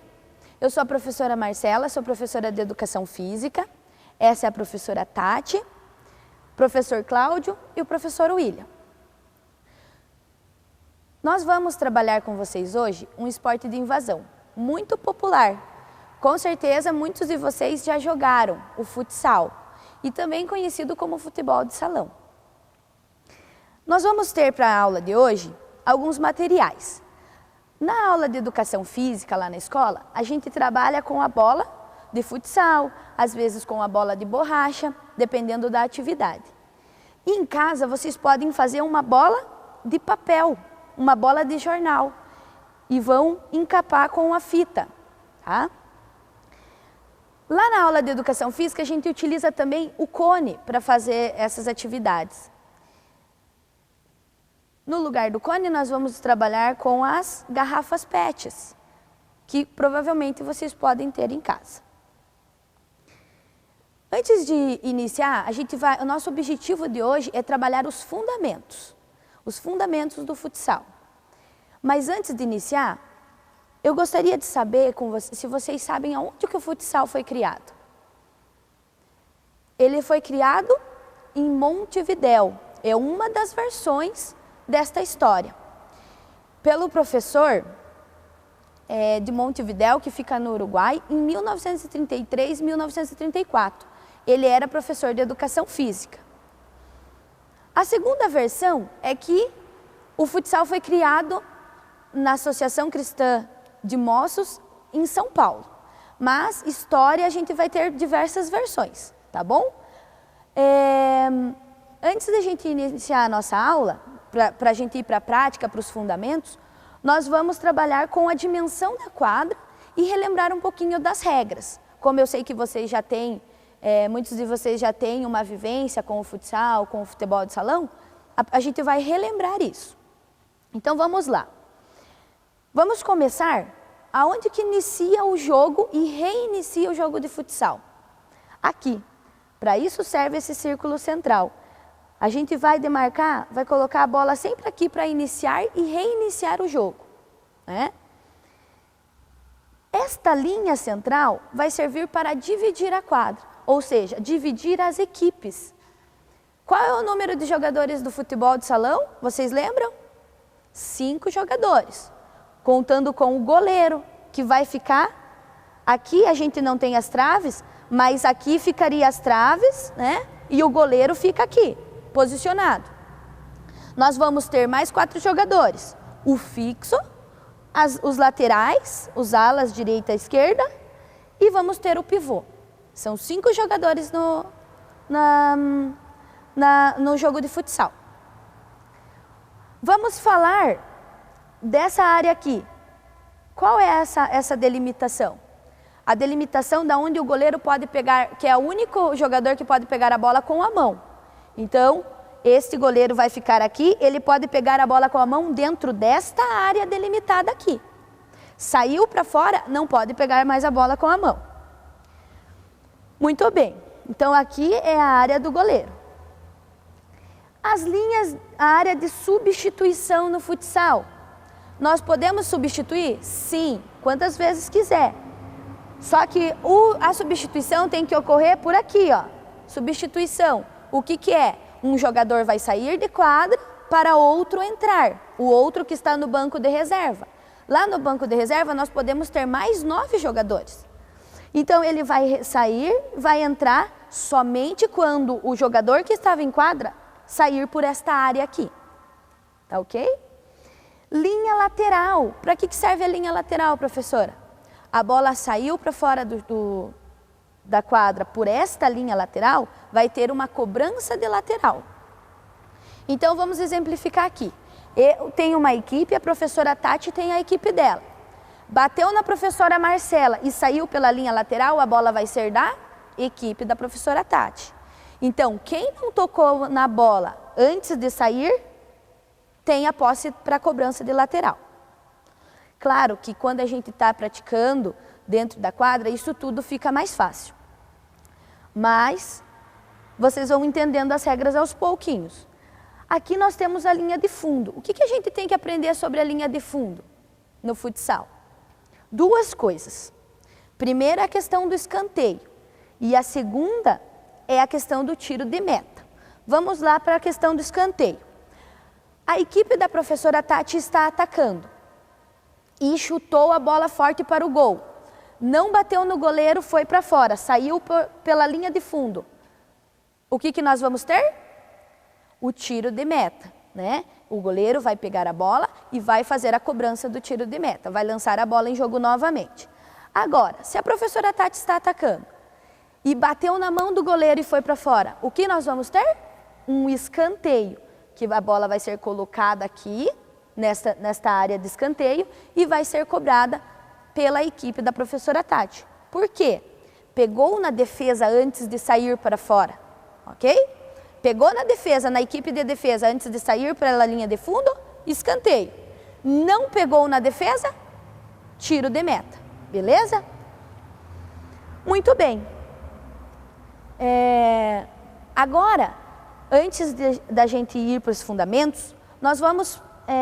eu espero que vocês já tenham a garrafa PET em casa. Se não tiver uma bola, façam a sua bolinha de jornal para vocês poderem fazer conosco esta aula. Uma coisa bastante importante, vocês olharem para a quadra, quiser desenhar essa quadra no caderno, numa folha bem bonita, igual essa daqui que ficou. Quem que desenhou essa quadra? A professora Tati. Então, olha como ela caprichou. Vocês podem fazer em casa também, tá bom? Agora, antes da gente ir para os fundamentos, nós vamos fazer um alongamento, beleza? Então, galera, vamos para o alongamento? Então, vamos começar lá, afastando um pouquinho a perna na paralela para a gente conseguir um equilíbrio. Vai colocar a perna direita à frente. Coloca a mão no joelho, joga o corpo para frente, o pezinho tem que estar para frente lá e o calcanhar sempre no chão. Vamos contar até 10? 1, 2, 3, 4, 5, 6, 7, 8, 9, 10. Muito bem, volta para a posição. E agora vamos jogar a perninha esquerda. Lá na frente, eleva o corpo. Lembre sempre que aquela perna de trás tem que estar com o calcanhar encostado no chão. 1, 2, 3, 4, 5, 6, 7, 8, 9, 10. Muito bem. Agora a gente vai fazer a flexão nos joelhos lá. Com a mão esquerda, vai pegar a perna esquerda. 1, 2, 3, 4, 5, 6, 7, 8, 9, 10. Muito bem, troca. Outra. 1, 2, 3, 4, 5, 6, 7, 8, 9, 10. Muito bem. Agora vamos fazer um alongamentozinho nos membros superiores. Pega o braço lá na frente, o braço pode ser o teu braço esquerdo e vai trazer flexionando. 1, 2, 3, 4, 5, 6, 7, 8, 9, 10. Troca outro. 1, 2, 3, 4, 5, 6, 7, 8, 9, 10. Muito bem. Agora vai pegar os braços e vai levar lá atrás e vai esticar. 1, 2, 3, 4, 5, 6, 7, 8, 9, 10. Solta devagar. Vai descer lá embaixo agora. 1, 2, 3. Deixa a perna bem esticadinha lá. 4, 5, 6, 7, 8, 9, 10. Muito bem. Agora vamos para os fundamentos? Então nós vamos começar trabalhando o domínio. O domínio é o ato de recepcionar a bola. Então quando a bola vem, ela pode vir de 3 formas. Ela pode vir baixa, média, ou seja, meia altura e alta. Quando a bola vem rasteira, o professor Cláudio vai jogar lá. Como que a gente domina, professor William? Com a sola do pé. No futsal, sola do pé, dominou, aí depois faz o passe novamente. Vamos mais uma vez para os alunos ver? Muito bem. Quando a bola vem meia altura, a gente pode dominar com outras partes do corpo, como por exemplo, é mais comum, o joelho. Aí, se a bola vir mais alta, nós podemos dominar com essa região do peito aqui. Tá? Vamos para o próximo fundamento. Nós vamos trabalhar com o passe. O passe de bola, geralmente a gente vai receber a bola, dominar a bola, a partir de um passe de bola. O passe de bola, você tem que ter precisão nele. Você tem que fazer com que a bola chegue até o teu companheiro de equipe, certo? Então nós podemos ter um passe de bola mais curtinho, pode chegar mais próximo, professores? Aí, faz um passe de bola curtinho, sempre com a parte interna do pé para ter precisão nesse passe. E nós podemos fazer um passe de bola mais longo. Por favor, um pouquinho de distância. Aí, beleza? Pode fazer o passe de bola? Muito bem, ó. O professor William recepcionou e o professor Cláudio passou, tá? Já foram 2 fundamentos. Agora nós vamos fazer o fundamento, que é o fundamento da condução, que é você levar a bola pela quadra. Você pode levar a bola numa linha reta. Pode conduzir a bola, professor Cláudio? Uma coisa bastante importante na condução. A condução tem que ser feita com a sola do pé no futsal. Por quê? Quanto mais próximo a bola estiver do teu corpo, melhor é.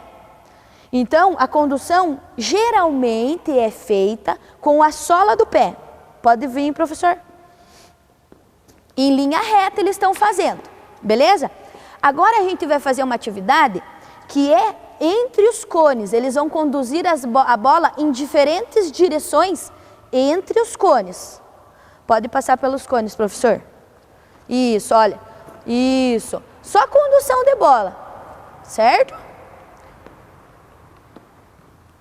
Levando a bola em diferentes direções. Muito bem. Agora nós vamos falar do fundamento chute. O fundamento chute é você bater na bola com a maior força que você tiver. Os professores não vão poder bater muito forte aqui por causa a gente tá gravando e a gente precisa ter um espaço aqui para a gente trabalhar. Mas com a maior força que você tiver, sempre em direção ao gol. O que vocês podem fazer em casa? Utilizar as patches e fazer um golzinho aí. Chutar para fazer o gol. De repente pode colocar um goleiro, se tiver alguém em casa com você, né, que possa brincar com você. Então, olha, o professor Cláudio vai colocar as garrafas PET e o professor William vai chutar. O primeiro chute do professor William vai ser com a parte interna do pé, para tentar fazer o gol. O professor Cláudio está de goleiro ali, né? Recebendo a bola. Agora o professor William vai chutar com o peito de pé. O peito de pé geralmente é um chute com muito mais força, tá, gente?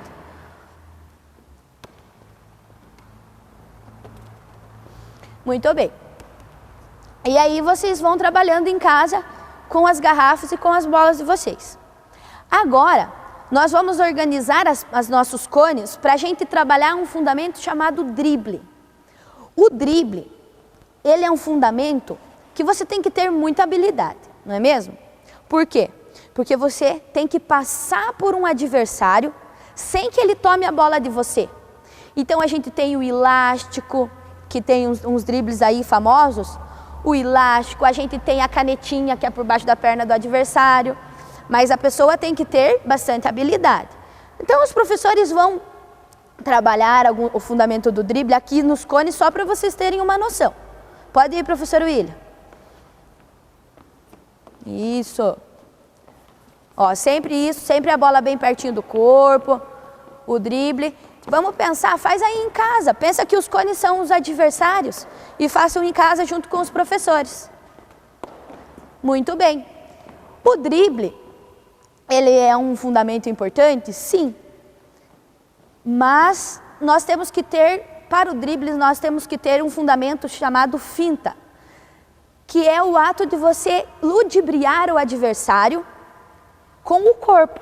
Então, muitas vezes você finge que vai para um lado e vai para o outro. O professor William vai demonstrar aqui com o professor Cláudio. O professor Cláudio é o adversário, o professor William fingiu que foi para um lado e foi para o outro. Não é mesmo? Sempre a finta é importante para você fazer o drible. Então, está tudo associado no futebol, está tudo amarrado. A gente precisa saber chutar, a gente precisa saber dominar, a gente precisa saber fazer o passe de bola, como a gente também precisa saber fazer um drible e saber fazer uma finta. E o último fundamento que a gente vai aprender agora vai ser o fundamento chamado cabeceio. Esse fundamento, a exemplo, por exemplo, do passe, né? Você pode fazer o cabeceio para defender, quando a bola está vindo em direção ao gol e você retira a bola com a cabeça, como o professor acabou de fazer aqui. Como também nós temos o fundamento cabeceio para fazer o gol. Você vai colocar mais força na bola para fazer o gol. Muito bem. Beleza, galera? Então, pessoal, essa foi nossa aula de futsal. Eu quero agradecer a vocês, quero que vocês façam em casa a atividade. Quero agradecer aos professores. Muito obrigada a todos. Beijos e se cuidem. Chegamos ao final de mais um programa de aulas Vem Aprender. Agora, pegue as atividades enviadas pela sua escola e estude. Baixe também os exercícios que estão no nosso site sme.pontagrossa.pr.gov.br. Para assistir novamente este programa, basta acessar a página da Secretaria de Educação de Ponta Grossa, no Facebook ou no YouTube. Pratique as experiências, os exercícios de matemática, escreva e leia muito, muito mesmo. Todas as aulas possuem atividades de leitura e exercícios para você ter cada vez mais conhecimento. Já sabe, não deixe esse coronavírus atrapalhar os seus estudos. Também envie para nós o que você está lendo e estudando. Nosso número você já conhece, é o 9165-8345. 9165-8345. Faça o seu vídeo ou foto e mande para nós. Obrigada pela sua companhia e até o próximo programa. Tchau! Oi, meu nome é Daniela Chaftala Dutra. Eu venho lá da escola Padre José Bugatti, eu sou do 4º ano e hoje eu vim fazer uma experiência aqui para ver se é mesmo, se funciona mesmo. Que primeiro eu vou começar com água e óleo.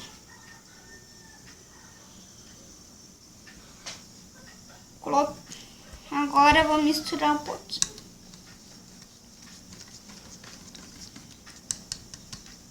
Agora eu vou deixar um pouquinho aqui no lado. Agora eu vou fazer E o nome dessa fórmula é heterogêneo. Aqui, ó.